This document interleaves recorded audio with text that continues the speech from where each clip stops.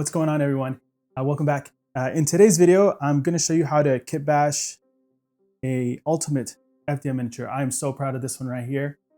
This is a video that's going to show you how to use digital scaling in your slicer to kit bash parts that may have not ever been intended to go together, make them fit together, set them up in your slicer, and we're going to go through the complete workflow. We're going to be running this build on my Creality K1 SE, my budget printer.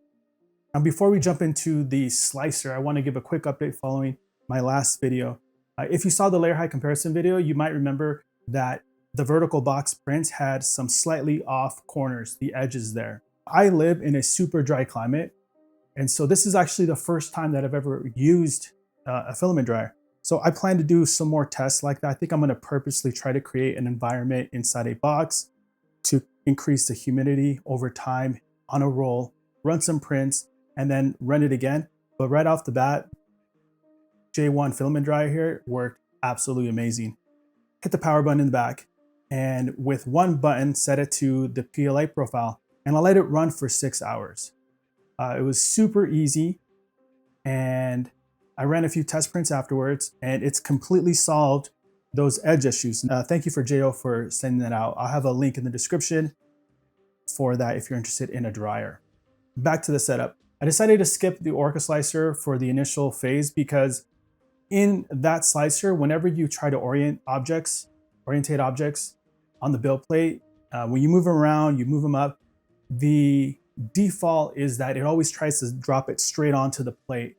And I know there's some things you go into assembly mode and stuff like that, but it's just not that great. So for this, I started in Lychee Slicer. And Lychee, I love it. I'm a huge fan of Lychee Slicer, even the free version, because of the way you can assemble parts just seamlessly. I was able to line up all my pieces together that I eventually wanted to. And I originally was going to use the default arms that came with the model itself. And I was going to cut off the claws, slice them up, and put them on there. But what I decided to do instead of that was take some custom arm claws that I already had, and I scaled them up. And I'll put exactly in the B-roll what I scaled them up exactly here on screen. And after that, lining them up and seeing how they scaled with the torso of my FDM miniature here. There were some other parts as well that I had to move around, scale up a little bit. Once everything is sized and positioned, it was time to prep the plates. I decided to go with a 0.06 millimeter layer height print here. I know this is a larger print.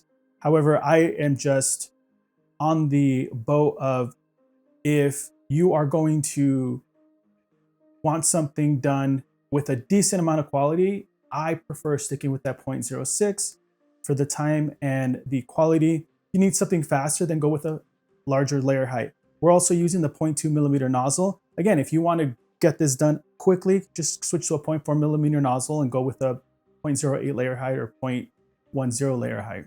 Now for the larger pieces, like the torso, the legs, and the heavy arms, I decided to use organic tree supports directly in the Orca Slicer. For the smaller, finer details, I ran them through my standard resin-to-FDM workflow. So in Lychee Slicer, I used my custom generated preset supports, auto-generated, a couple of clicks, and then it was time to move over to the resin-to-FDM. Now, if you want to grab my exact auto-generated support presets for Lychee Slicer, my global Orca Slicer profiles for the entire workflow that I use, make sure to check out our pinned comment below and think about joining our Patreon. You'll get instant access to all my presets and our private Patreon-only Discord, where we talk shop all things 3D printing, share our results, troubleshoot anything that we might come across. And here's the final build assembly. Scaling those claws in Lychee Slicer and running everything through the resin-to-FDM workflow completely transformed this into like a one-of-a-kind centerpiece. The 0.06 layer height, I feel, is like amazing. And we're gonna get this really close under some lights here to kind of show the quality of the FDM, because it is quite impressive. This is about, I would say, about 6 inches from the camera here. I can't go any closer. It will actually not, it will blur out.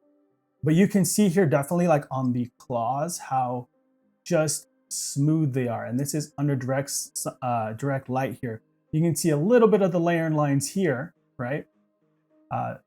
And then some more along that knee pad that I mentioned earlier, the one on this side right here. But again, it's that angling. The more vertical you have a print, like this one, like straight vertical, the more layering lines are going to show. So that's why angling your prints when you're using this FDM is so important. Just taking a little bit of time and just thinking about how you're going to angle those pieces. Super important. The rest of it, obviously, I added some bits here. I threw a shield on this right side over here. Little topper here. I'm even surprised these little wolf tops printed so well here, but you can see the topper. On the left shoulder, I kind of just did like a fur. I think this was a torso that I had for something else that I just simply scaled and decided to drape it on the shoulder here. But again, guys, this is what's possible with your FDM printer. If you just incorporate the right workflow and the right presets here. And very importantly is that the way you angle them, okay? Even on the back side here, if we kind of look at the back here, you're gonna see the scarring here because these larger parts were done with the organic tree supports. However, it is pretty minimal. And this right here is actually, I did the activator spray, so that's not like scarring from that, it's just activator.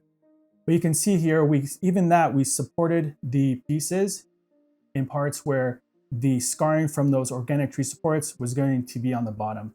And really, we minimize it completely on these claws right here. Very minimal scarring on the claws. Very high quality. So I think that is one thing that not only are FDM printers getting better for your tabletop needs, for your hobby, your painting stuff, but if you just take that time, like I said earlier, and maybe the drying, the filament dry here is responsible for this much improved quality here. But thank you guys for hanging out. I appreciate all the support with the channel lately. And this is really just a channel about me printing stuff that I like to print and, you know, spending a enormous amount of money on my mini factory. I think I'm up to like 813 files on my mini factory here. I don't know if I'm ever going to print any of them, but you know, I do have ideas just to keep kind of printing what I like to do and kind of talking about my process, my thoughts on how I attempt to get the best results on this FDM printer. But I appreciate you guys. If you're still here, make sure to like the video, make sure to subscribe if this is your first time on the channel, and I will see you guys later.